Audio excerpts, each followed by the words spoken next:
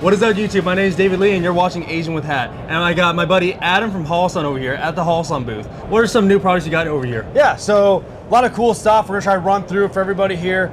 And so we have the new Ames Evo. And so the Ames Evo is a kind of middle road Ames optic. So you guys have the standard Ames you're used to. Then we have the Ames Max. The Ames Evo is gonna be right in between there. It's about 30% larger than the standard Ames.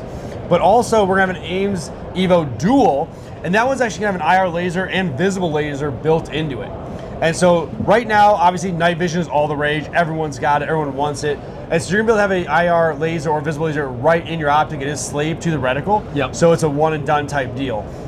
For the dual version, there will be a CR123 battery in the side, and that's kind of because you need a lot more power when it comes to lasers. So then we have the Aero Evo, and then there's also a dual version of this as well. So CR123 is mounted in the side here, and you're gonna have your visible laser and IR laser in the front. So you have that as well. And these do have crane ports on both of them, so you have the ability to on and off those lasers like that. Awesome. Question for you. What's the reason behind CR123 versus like other competitors that are using like AAA or AA's? Yeah, so both the output and just that standard battery that everybody has went with that because it's just kind of a standard battery people are using. And there are the voltage helps rechargeables with it, right? Yeah, it does. And obviously there's a lot of people that are running those rechargeable 123As. Yeah. So we have those as well because it's kind of already in some of our other stuff. Sure. So it kind of has that cross compatibility. Okay, so does Holosun sell CR123s right now? We don't, but there's some of those higher end ones, like Surefire as an example. Yes. That those really work very well. And so it's kind of like, I liken it to when you put in your defensive pistol that battery, Duracell is the standard. Like that one works the best. And so something that's gonna come down to that is like what battery you're gonna use. Use that high-end, high-quality battery.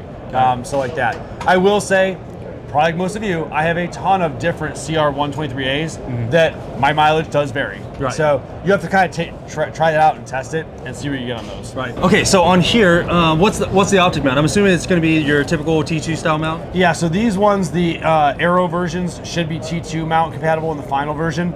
The Ames and the Ames Evo, those have their own footprint. And so that's a little bit different, because obviously it's a lot wider of a mount. Sure. So those are their own. So what's the science, if you can delve into it, is like how is the red dot and the laser being slaved together? So obviously, kind of like our Iris units, we have the ability to do that when we set them up and how the microchips work.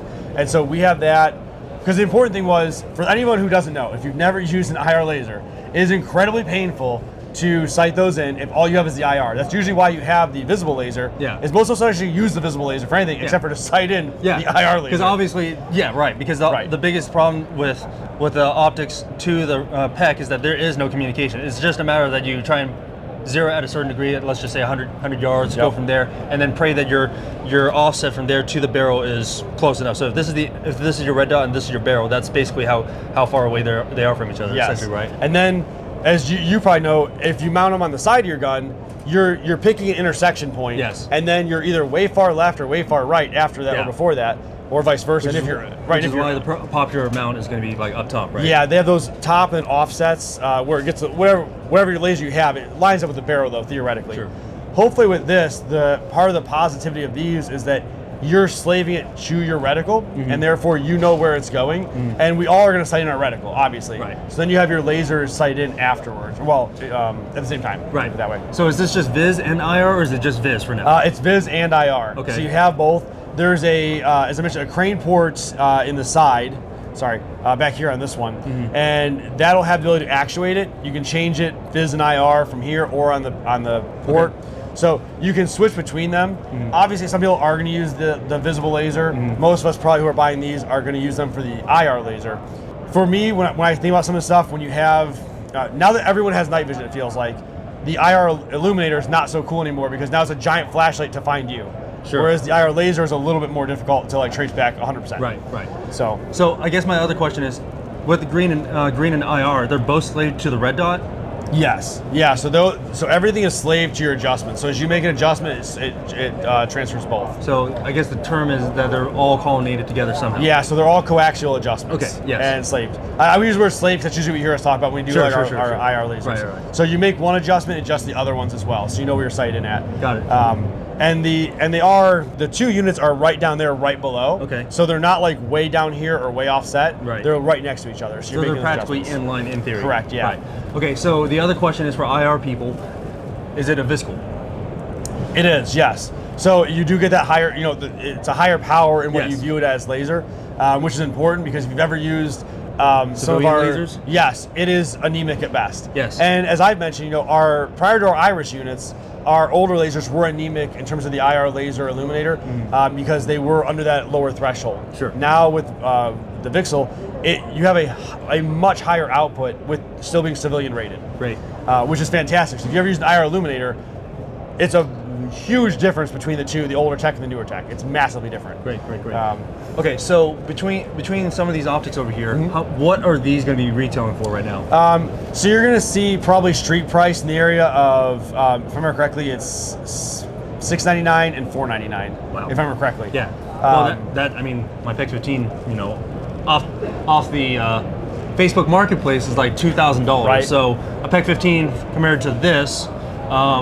For some people, this is actually probably a benefit because also at the same time, a lot of people, what they'll do is they'll have those tall tower mounts and then have the laser in the back. For those of you guys that have like SBRs, these are very beneficial just because you don't have to deal with having a laser up front and then have to figure out where you want to actually place your pressure switch. You can just have it back on there and then you just have to do your proper wiring to actually get it back there. If anyone's ever shot a Tavor bullpup or you have shot a MP5, there's very limited rail space and you need to maximize everything you have.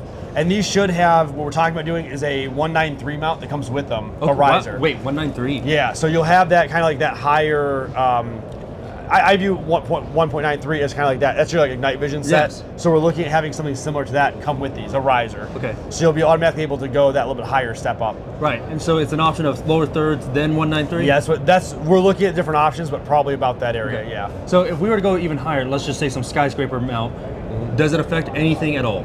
It shouldn't. No, I mean, obviously your adjustments will change, Of course. but most of the guys, I mean, 10 years ago we said they were ridiculous heights, but now we are seeing guys with very large mounts. Yeah, I mean, like they're very tall. To be fair, like 30 years ago, people were using those red dot mounts on a carry handle, so there's that too. Yeah, which is probably higher than even today's standards. I would say it is, yes. Yeah, but it's one of those things like, and as you mentioned, the limited rail space and also saving money. You may not need an Iris, a whole unit. Yes. You just want the IR laser or visible laser, but you have that now in an optic, ready to go out of the box. And the other reality is, a lot of us switch things between guns, or you have to. It's a whole lot harder to sight in a IR laser versus your optic. Right. So it's easier to do one and done versus a bunch. Got it. So, what is this contraption? yeah, so this guy is just our 3X magnifier. It's a shrunk down version. So PDW guns, or as I mentioned, like a bullpup gun, where you have a lot limited space and the rail comes back further, this guy's gonna be kind of ideal for that. And it's a little more lightweight as well. So nothing crazy with this in terms of like the overall, but it does give you that option for those smaller guns. And this is a flip to side? Yeah, so it does have the flip to side on it. Wow. And it's a very, if you've used ours, it's a very stiff throw, which a lot of us prefer because you get those looser ones and they pop back and forth. Yeah, I'm a G33 guy from way back in the day. Yeah. I'm just looking over here. It's like, if this is a 3x, like my G33 is about this big and about this tall. So the fact that you can do it, which I'm assuming this is like Prism-like, right? Yeah. Yeah. So it's still gonna be like a short eye relief that you have to put it up to. Wow. Yeah, shorter eye relief, but it's one of those things like I shoot a lot of bullpups, but when you start looking at those, you have such limited space on those, and they're further back that it makes a lot of sense. Yes. The more further guns, maybe not. It just depends on what you're doing. Right. But yeah, and I like it's a very stiff throw, so it's one of those things like you're not going to accidentally throw it to the side or have it flip back. Right. Which is great. So are you going to be including with the announcement of this and talking about the whole discussion of 193? Is there going to be a mount for this too? There is. We do ship those with a riser as well. So and then we're going to look at like whatever these mounts are. What do we do with those to make them the same, or how we're going to function those as well? Is there any possible discussions of like talking to Unity to see if they can actually have something in tandem with their style setup? Yeah, we do talk with a lot of those companies to try to have those ready to go because again, it benefits both of us, right? Yes. And the consumer. It's an ecosystem. Right. My main aspect is if we launch something the consumer doesn't have what they need to make it work, that's a pain in the butt. And then why am I going to buy it if I can't make it work from day one? Right. So this is a proprietary mount? Yeah. Well, I mean, it's a flip to throw, but the mount. Sorry, I meant the mount to the magnifier. Yeah. It's one of ours, but so this one's kind of cool for those that maybe are going to pick up these optics. Well, the two that have the IR laser, visible laser, is that this is just an IR illuminator. And so you can go from a 3-degree throw to a 40-degree throw, and 40 being massive. You're talking like a massive throw on that thing. 3-degree, I want to say we saw it like 25 yards was like the shoulders, give or take. So it's a good condensed beam. It's got a scout mount, so it's industry kind of standard for that. It's got our push system, kind of like what's on the Iris, which is very stiff. Even with gloves, easy to use. And then again, it's just an IR illuminator, but it kind of gives you, if you're buying one of these, you still want an illuminator, you can get it. And so you can kind of have them separated.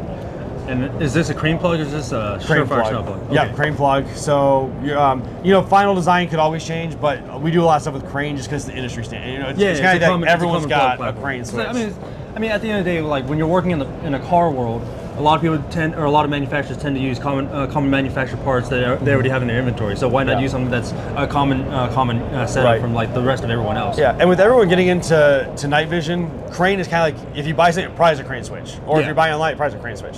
Yeah. So it makes it easier for everybody else, just kind of that same standard, and then you can switch in between our stuff too, because you may like one versus the other. Yeah. So that's kind of it for the rifle stuff per se. Mm-hmm. So we jump to this guy, and this is the 507 Pro Max. Not to be related to the iPhone? Yes, the iPhone 17 Pro Max is a 507 Pro Max. So this guy right here is about 20% larger than the 507 Comp, which is one pretty much right there.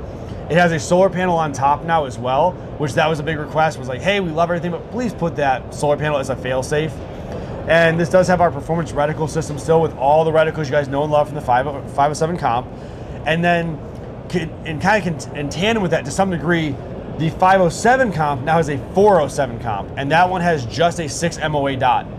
And that was a big request. It was like, hey, I get it, I love it, but I just want a big dot. Okay, well, here's a 6 MOA in the 407 Comp. So both those will be launched as well. They're both RMR footprint. Otherwise, standard with everything else that we kind of do with the reticle systems and the feel and look that you're expecting. And then these ones are kind of some cool new ones. For those that don't know, they're about 3 years ago we had the Ames Mini, which was kind of a shrunk down version of the Mini. I ran it, loved it, and we didn't kind of launch it. Now we kind of are in terms of two different footprints. This is kind of what the Ames Mini was, and this is a 509T footprint. So basically fully this closed. one, right? Yeah, so that's the 509 right here. You guys can kind of see the difference there. It's a larger version of that, and it's kind of more aesthetically pleasing. Kind of the big thing with the 509 was that little foot back there was kind of like I really don't need that giant foot just sticking out the back of there. Right. So we do have this guy here, solar panels on top, 509T footprint, all the reticles you know and love, zero distortion, zero magnification. So there's a little bit of improvement on the glass compared to some of the other ones. And this is our Ames Macro.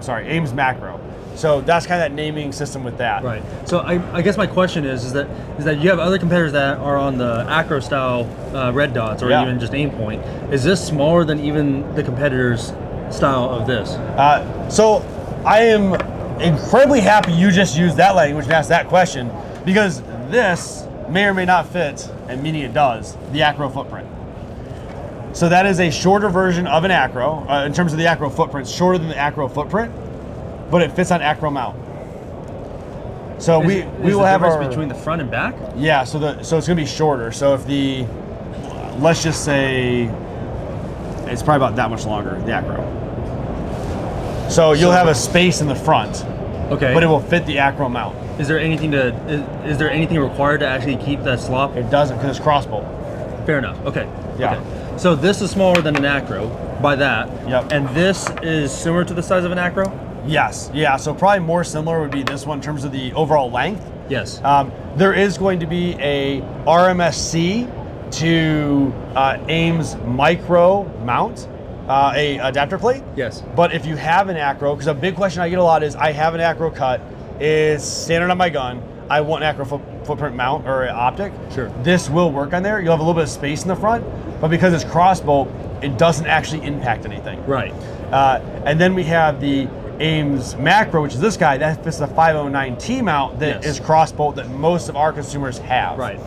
Even my setup is actually this. So as far as this actually has a bigger window compared to this, correct? Yes. So that's about I want to say it's about 26% larger or 36% larger than the 509. What's the battery size? That one is a 1632, if I remember correctly. Wow. Okay. So this is still the same battery. Being the fact that this is actually in a bigger closed emitter window, does that mean that the battery life is actually improved, or is it just about the same? It's about the same, yeah. Okay. Yeah. Great. I'll get you the data specs on it after we're done. I want to say those are 100,000 hour battery life now, so it's actually improved battery life. Okay.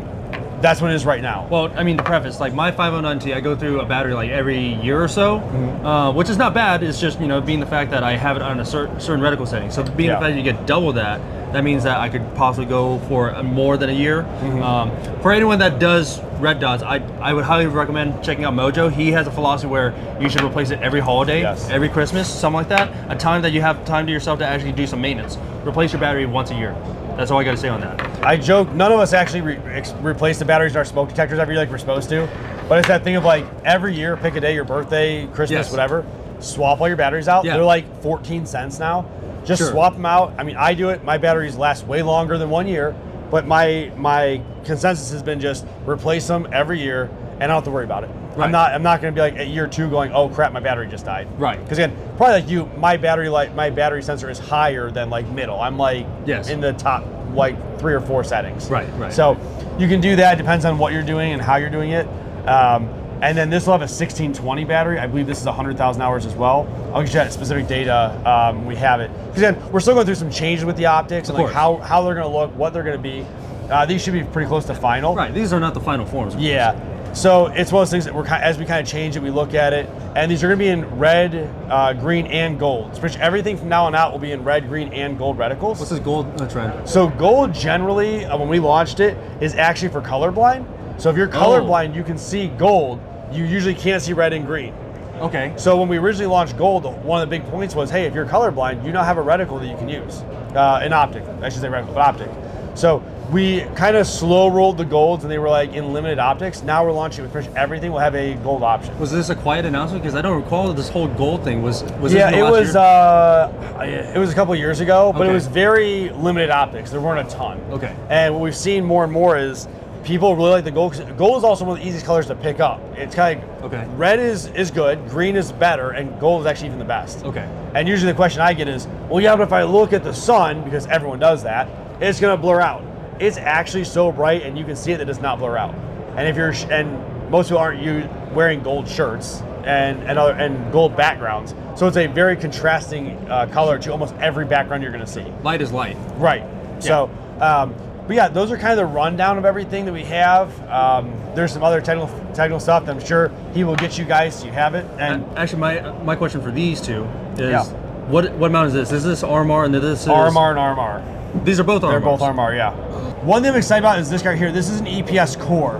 One of the big questions we had was the EPS carry is an optic everybody likes because it fits on the slimmer frame guns, your Glock 43s, your Durga DY9Zs, things like that. It doesn't overhang on the sides, but the glass is smaller because it's a smaller optic. Everyone kind of said, hey, give me the smaller, the narrower size, but give me the bigger glass. So now you have this guy where now you have the smaller base and it flares out on top to have the bigger glass. Sure. So it's the best of both worlds. Yes. I'm excited about this one because obviously right now, the RMSC, we call it the K footprint, but the modified RMSC is huge for most guns. This is going to give you the bigger glass with the smaller, no overhang footprint. So I think this one's going to do very well. I'm a huge fan of the the EPS carry, but I really like the EPS glass, the size. Okay. So now I've got the best of both worlds. Awesome. So my question to you, final question, because this happens every other year that I think about it. We have the RCR that's a RMR mount that is closed emitter. Yep. So is there any plans down the road that you guys might produce something that could be working with the RMR mount that is a closed emitter? Yeah, we're definitely looking at it. One of the things that we don't want to, as we try to figure out how we're going to do it is how do we not compromise anything, right? Sure. So we want to maximize the mount and how sturdy it is. We want to maximize the viewport and the glass. And sometimes there's those compromises made to do different things, and we're trying to make sure how do we maximize both worlds. Mm-hmm. But that is a big request we get is how to do that. Mm-hmm. And if for some reason somebody wants to run like this one right here, which is the Ames Macro, we will have an RMR to 509 plate that ships with it, so you can go for that. Obviously, not everyone likes to run plates. I'm not the biggest plate guy, but you have calculated kinetics and some other ones that make really good plates. Yes. And then this guy, which was the micro, will have a RMSC to this one mount with it as well. Awesome. So we are going to give those options. I'm a huge fan of this one because I've ran the Mini for a long time. I like enclosed because I'm in Ohio. We have snow, dirt, dust. Yes. Tornadoes are next probably. Who knows? Cataclysmic events. And more realistically, when I'm eating my Chick-fil-A and I drop my Chick-fil-A nugget and the Chick-fil-A sauce is on it, I don't want to go inside my object because then I can't use my gun. Yeah. So I like to bounce off the glass and I just wipe it off with my thumb. I mean, as I'm like shoving it down my throat. Yeah, I mean, everyone has gone to the point like closed emitter is better just because it's sealed. They don't. Yeah. The only thing they have to do is literally clean the first paint off and then the other paint off. Correct. Versus having to go inside and clean it up, Yes. right? Yeah. No, it's. I mean, dirt, rain, anything. That is a Yes. thing. Aside from Chick-fil-A, he's saying it because we're eating Chick-fil-A right now. For those who don't know, Chick-fil-A is my favorite restaurant ever, but also it is very difficult to get Chick-fil-A sauce out of an emitter because it is sticky. This is the actual experience. I'm not saying it did or didn't happen, but it did happen. And Polynesian sauce is my favorite for those that are stopping by the booth. And yes, it is very sticky and it does cover emitters. Okay. Yeah. I mean, it's a first world problem, but I have that problem. Awesome. So we already talked about some of the MSRPs or the retail prices. What's the retail prices on everything here? I'll have to get all those to you.